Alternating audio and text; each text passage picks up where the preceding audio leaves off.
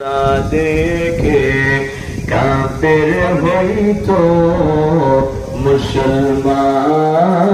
আল্লাহুম্মা সাল্লি আলা সাইয়্যিদিনা মাওলানা মুহাম্মদ ওয়া আলা আলি সাইয়্যিদিনা মাওলানা। بلغ العلا بكماله كشف الدجى بجماله حسنت جميع خصاله صلوا عليه। মুআজ্জাজ মুহতারাম, মহাপবিত্রতম ঈদে মিলাদুন নবী সাল্লাল্লাহু আলাইহি ওয়াসাল্লাম উদযাপন উপলক্ষে লুন্টি যুব সমাজের উদ্যোগে আয়োজিত আজকের এই 13তম বার্ষিক ওয়াজ ও দোয়ার মাহফিলের সম্মানিত প্রধান অতিথি, সম্মানিত বিশেষ অতিথিবৃন্দ এবং সভাপতি সাহেব, উপস্থিত যাহারা আছেন, মাইকের আওয়াজ যারা পাচ্ছেন, সকলের প্রতি আমার আন্তরিক মুবারকবাদ।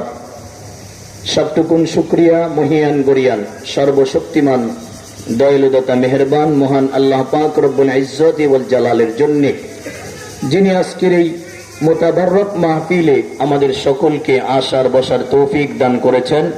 আমরা সকলে জবান খুলে উচ্চ আওয়াজে একবার পড়ি আলহামদুলিল্লাহ। লাখো কোটি দুরূদ ও সালাম মহামানবতার মুক্তির দূত সাইয়্যিদুস সাকালাইন ইমামুল মুরসালিন খাতামুন নবিয়্যিন শাহেনশাহে তরিকত রাহনুমায়ে শরীয়ত নূরে মুজাসসাম সাইয়্যিদিনা হাবিবিনা শাফিঈনা মাওলানা মুহাম্মদ সাল্লাল্লাহু আলাইহি ওয়াসাল্লামের উপর আল্লাহ পাক রব্বুল আলামিন আমাদের সকলের সালাম সোনার মদিনায় নবী পাকের কদম মোবারকে কবুল করুক। আমরা বলি আমিন। আমি এখানে আসলে আলোচনা করার জন্য বসি নাই, পরিচিত হওয়ার জন্য বসেছি, যদিও সবাই চিনি, জোর করে বসায় দিছে। আপনারা দোয়া করুন আল্লাহ তাবারক ওয়া তাআলা আমাকে দয়াল নবীজির সদকায় নবীজির কদমে কবুল করুক। আমরা বলি আমিন। ছোট্ট একটি আয়াতে কারিমা তেলাওয়াত করেছি, যেটা আমরা সুন্নি জনতা আমাদের হৃদয়ে মুখস্থ আছে। ওয়া আরসালনাকা ইল্লা রাহমাতাল লিল আলামিন। আল্লাহ পাক তার হাবিবকে সৃষ্টি করেছেন আল্লাহ পাকের তামাম সৃষ্টির জন্য রহমত স্বরূপ। আমরা বলি সুবহানাল্লাহ। আল্লাহর হাবিব শুধু দুনিয়াবাসীর জন্য রহমত নয়, আল্লাহর হাবিব কবরবাসীর জন্য রহমত। ঠিক কিনা বলুন? আল্লাহর হাবিব রাহমাতুল লিল আলামিন। আল্লাহ পাকের আরশে আজিমের সৃষ্টি থেকে কঠিন হাসরের ময়দানে আল্লাহ পাকের আরশে আজিম যখন উপস্থাপন করা হবে, ওই হাসরের ময়দানে আল্লাহ পাকের আরশে আজিমের সামনে পর্যন্ত শুরু থেকে শেষ অবধি আল্লাহর হাবিব রাহমাতুল লিল আলামিন আল্লাহর পক্ষ থেকে রহমত। সুবহানাল্লাহ বলেন। আরশে আজিমকে সৃষ্টি করার সময় আল্লাহর হাবিব আরশে আজিমের জন্য রহমত ছিলেন। কেননা আল্লাহর হাবিব আরশকে প্রশ্ন করেছিলেন, তোমার জন্য আমি কেমন দয়া ছিলাম, কেমন রহমান ছিলাম? আরশে আজিম উত্তর করেছেন, ইয়া রাসূলুল্লাহ, আমাকে যখন তৈরি করা হয়েছিল, সৃষ্টি করা হয়েছিল, বানানো হয়েছিল, আল্লাহ পাক রব্বুল আলামিন কলমকে নির্দেশ করেছেন, আমার গায়ের মধ্যে কলম লিখে দিলেন লা ইলাহা ইল্লাল্লাহ। সুবহানাল্লাহ বলেন। ইয়া রাসূলুল্লাহ, ইয়া হাবিবাল্লাহ, যখন আল্লাহ পাকের হুকুমে কলম আমার গায়ের মধ্যে লা ইলাহা ইল্লাল্লাহ লিখে ফেললো, আমি আরশের কম্পন শুরু হয়ে গেল। আল্লাহ পাক রব্বুল আলামিনের কাছে দরখাস্ত করলাম, আল্লাহ আপনি আমাকে বানালেন কেবল, এখনই যদি আমি ধ্বংস হয়ে যাই, ভেঙ্গে চুরমার হয়ে যায়, তাহলে আমাকে বানানোর কারণটা কি? আমার কম্পনটা থামায় দেন। আল্লাহ পাক রব্বুল আলামিন আরশকে ধমক দিয়ে বললেন, ও আরশ কম্পন থেমে যাও, আরশ আর কাঁপবা না। আল্লাহ পাকের ধমকটা আরশে আজিম শুনে নাই, কাঁপতেই ছিল। সুবহানাল্লাহ বলেন। আল্লাহ পাক রব্বুল আলামিন আরশের দরখাস্তে তার রহমতের ফেরেশতাদেরকে বললেন, আরশটাকে ধরো।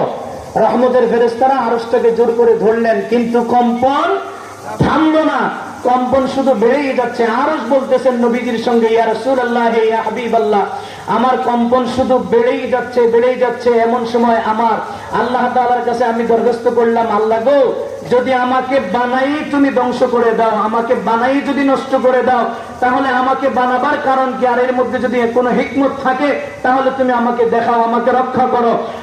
আরশ বলতেছেন, ইয়া রাসূলুল্লাহ, ইয়া হাবিবাল্লাহ, আল্লাহ পাক রব্বুল আলামিন তখন কলমকে নির্দেশ করলেন যে এই জায়গায় লিখছো লা ইলাহা ইল্লাল্লাহ, তার বরাবর একেবারে নিকটে পাশাপাশি লিখে দাও মুহাম্মাদুর রাসূলুল্লাহ সাল্লাল্লাহু আলাইহি ওয়াসাল্লাম, ইয়া রাসূলুল্লাহ ইয়া হাবিবাল্লাহ, আমি আরশের গায়ের মধ্যে লা ইলাহা ইল্লাল্লাহর পাশাপাশি আপনি নবীর নাম মোবারক লিখতে দেরি আমার কম্পন বন্ধ হইতে দেরি হয় না। সুবহানাল্লাহ বলেন। শুধু আরশের জন্য রহমত নয়, লক্ষাধিক পয়গম্বরের জন্য আমার নবী ছিলেন রহমত। আদম সফিউল্লাহ 360 বছর আল্লাহর কাছে কান্না করেছেন, কাঁদতে কাঁদতে তিনার চোখ বেয়ে পানি ঝরতে ঝরতে গালের মাংসগুলি খসে পড়েছে। আল্লাহ তাআলা একবারও দয়া করলেন না, মাফ করলেন না। এবার আল্লাহর আদম সফিউল্লাহ আল্লাহ তাআলার কাছে দরখাস্ত করলেন, আল্লাহ আমাকে চোখ খোলার পরে মাথা উত্তোলন করতে বলার পরে আমি আপনার আরশে আজিমের মধ্যে আপনার সঙ্গে একটা নাম লেখা দেখেছি। ও আল্লাহ, 360 বছর কান্নাম, আপনার কোনো দয়া হলো না, মায়া হলো না, আপনি কি ওই নামটার খাতিরে আমাকে মাফ করতে পারেন? আল্লাহ সুবহানাহু ওয়া তাআলা সঙ্গে সঙ্গে দয়াল নবীজির খাতিরে আদমে সফিউল্লাহর তওবা কবুল করলেন, দোয়া মঞ্জুর করলেন, আদমে সফিউল্লাহকে ক্ষমা ঘোষণা করলেন। সুবহানাল্লাহ।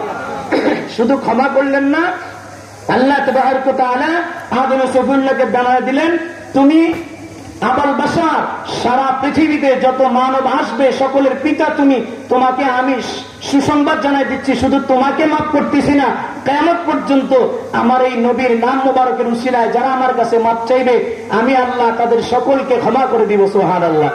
এমনি করে আমার নবী নবীদের জন্য রহমত, এমনি করে আমার নবী তামাম আউলিয়া কেরাম পীর মাশায়েখদের জন্য রহমত, এমনি করে আমার নবী গুনাহগার উম্মতের জন্য রহমত। সুবহানাল্লাহ বলেন। সর্বশেষ আমরা যখন হাসরের ময়দানে উঠবো, মা সন্তানকে পরিচয় দিবে না, বাবা সন্তানকে পরিচয় দিবে না, লক্ষাধিক পয়গম্বর প্রত্যেকে নাফসি নাফসি বলবে। সেদিনও আমার আপনার নবী আল্লাহ পাকের আরশে আজিমের সামনে সিজদায় লুটায়া পড়ে রব্বি হাবলি উম্মতি বলে চিৎকার করে থাকবেন, আয় রব আমার গুনাহগার উম্মতের কি অবস্থা হবে। সেদিনও নবীর রহমতের কারণে, নবীর দয়ার গুণে আল্লাহ পাক রব্বুল আলামিন কহ্হার হওয়ার পরেও নবীর উম্মতদেরকে মাফ করে দিবেন। সুবহানাল্লাহ। শুধু হাসরের ময়দানে মাফ করবেন এমন নয়, জাহান্নামের তলদেশ থেকে আল্লাহ তাআলা তার হাবিবের দয়ার খাতিরে আমাদের মতো গুনাহগারদেরকে মাফ করে দিবেন। সুবহানাল্লাহ বলেন। আল্লাহ সুবহানাহু ওয়া তাআলা সেই দয়াল নবীজির মহব্বত আমাদের অন্তরে পয়দা করে দেখ, আমরা বলি আমিন। নবীজির কদমে সারা জীবন আমাদের সকলকে আল্লাহ তাআলা মঞ্জুর করে রাখুক, আমরা বলি আমিন। নবীর গোলামি আমরা চাই কি চাই না? নবীর গোলামি আমাদের দরকার আছে না নাই?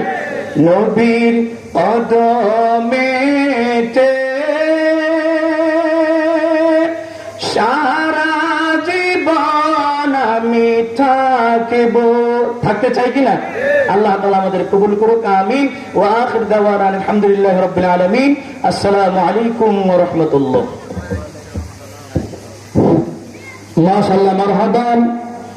অল্প সময়ের মধ্যে অত্যন্ত গুরুত্বপূর্ণ আলোচনা করেছেন এই এলাকার সুপরিচিত জনাব হযরত মাওলানা হাফেজ হাবিবুর রহমান।